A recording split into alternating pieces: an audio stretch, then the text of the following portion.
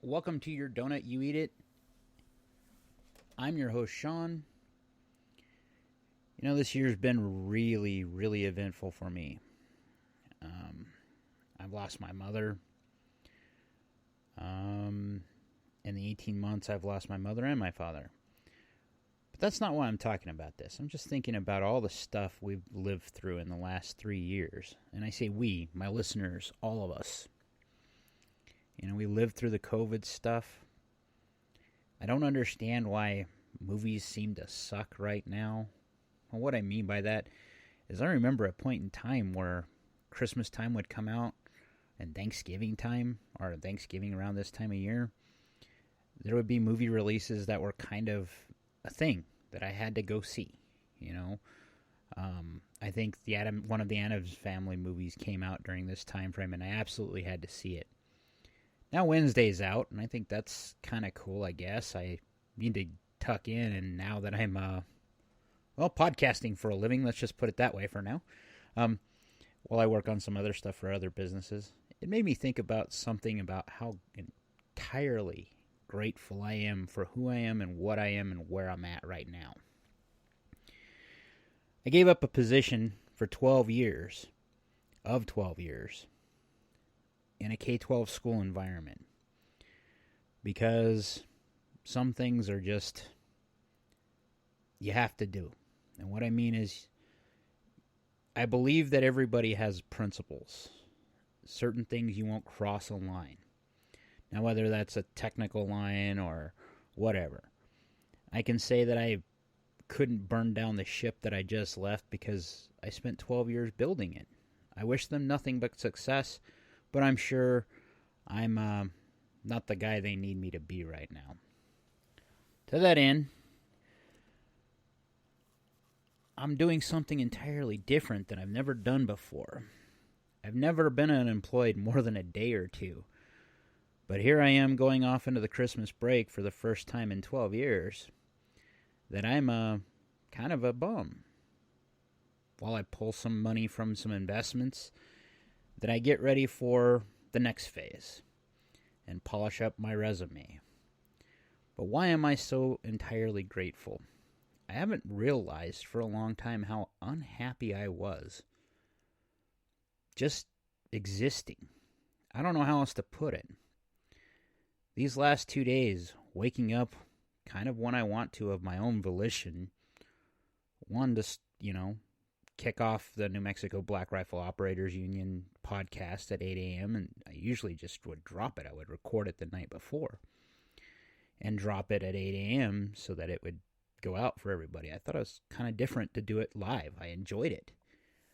So I'm enjoying this part of going into the next phase of my life, whether podcasting becomes my life or just becomes the hobby that it is.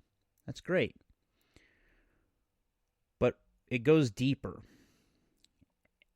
I have lots of thoughts today of my family. All of my family.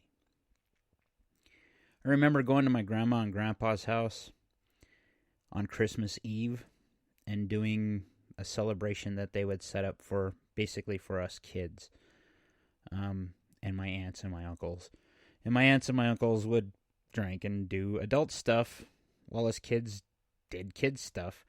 But we got, our gifts from Grandma and Grandpa and Santa Claus, so to speak, at the time. What I didn't know is, and until I got older, the stories of my aunts and my uncles and my brothers, to some extent, building the toys that I asked for. Now, one of the toys I had a G.I. Joe watercraft. Basically, it was a hovercraft. Damn thing was giant. I always just thought it was cool that it came almost 100% assembled. No, my Uncle Terry, my Uncle Albert assembled that damn thing for me. Not to mention, I don't know how many countless Star Wars toys when I was younger. I was a spoiled little brat when it came to toys. But I remember one Christmas in particularly where I'm pretty sure my dad was unemployed at the time. Not because he wanted to. Just things scaled back at the wrong time. I think my brothers stepped in, specifically, I think my older brother did, to make sure that we had something under the tree. Not to mention what mom and dad did, but just something a little extra. It was one of the best Christmases I can remember. I don't remember a lot about the gifts, but I remember the closeness that my really close family being all under the same roof at one time, enjoying our meal, and then Dad taking us out shooting. Now, what's interesting about New Mexico, one of the reasons why you can't live a lifetime without coming to New Mexico for Christmas, is it's unique. I don't know of any other place that has their traditions and how ingrained the traditions are in New Mexico. Starting in Thanksgiving, right around Thanksgiving, you're going to start seeing things. In New Mexico, we like pumpkin spice lattes. That's cool. We like pumpkin pie, too. But most people in New Mexico will tell you they're wanting two things this time of year: pozole and tamales. If you don't know what they are, for you Easterners, pozole is like a chili hominy soup, okay? But it has its own flavor. Depending upon who makes it, some people make it with tripe, some people make it with the stomach lining like menudo, some people make it just out of pork roast or beef roast or chicken. It can be made out of anything, but it's hominy basically is what the base of the added, other than the meat and the broth. And then there's either green or red chili added to it. And it's uniquely New Mexican. You can try anything anywhere else. They'll have something, some approximation of it. And some will have garlic, some will have onions in it also. I'm not a fan of the onion ones. That's just me. And tamales. If you don't know what a tamale is, it is a wrapped corn husk with a corn flour. I don't know how to put it. We call it masa. But inside of that masa is pork, usually red chili, or green chili, or any of those other meats. We make them together. Wrapped up in this thing, rolled together, and then they're basically steamed till they're done.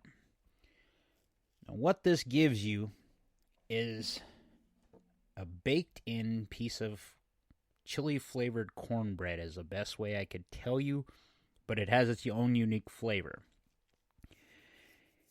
There's a lot of time and effort involved in doing this, so because they're each traditionally individually wrapped in the husk, and then they're tied, and then they're set upright and steamed.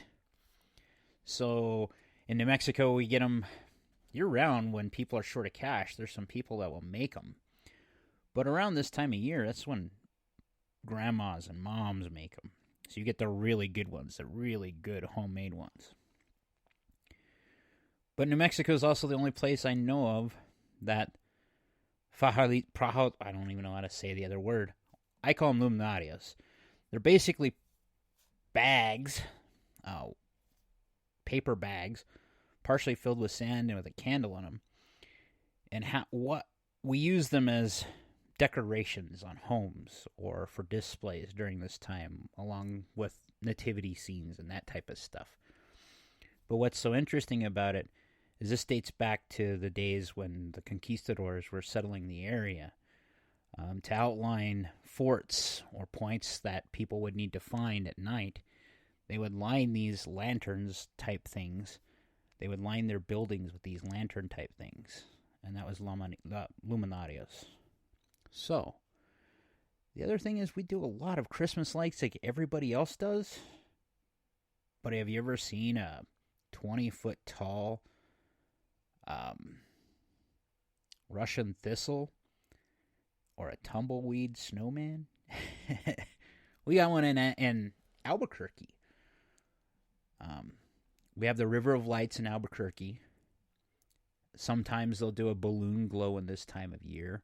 If you don't know what that is, they take the hot air balloons, because we are the international balloon fiesta capital of the world. The guys that are always here will fly their balloons in the winter time, or they'll set them up and they'll light them up with their, in the early morning or early afternoon, evening, they'll light them up and inflate them. And as they inflate, it leaves this weird glow that's a lot like a luminaria. But then there's also bizcochitos and bizcochos. Depends on who you talk to. For those of you anywhere else but New Mexican, think of an anise-flavored sugar cookie. But it's different, is the only way I could put it. Okay? These are uniquely New Mexican cultural pieces and what unite us all. You know, you go to a Christmas party in New Mexico, and this type of fare is what you're going to get. Of course, you can get ham and all the other good stuff, and everybody knows how to do it. Make those other traditional dishes. But what's really interesting is you find a lot of native New Mexicans, people that were born and raised here, that can make these really nice dishes that are uniquely Hispanic, Mexican, and native all at the same time. And what's even funnier is some of the best chili I've ever had was made by a Louisiana chef that was transplanted to New Mexico. He's damn good.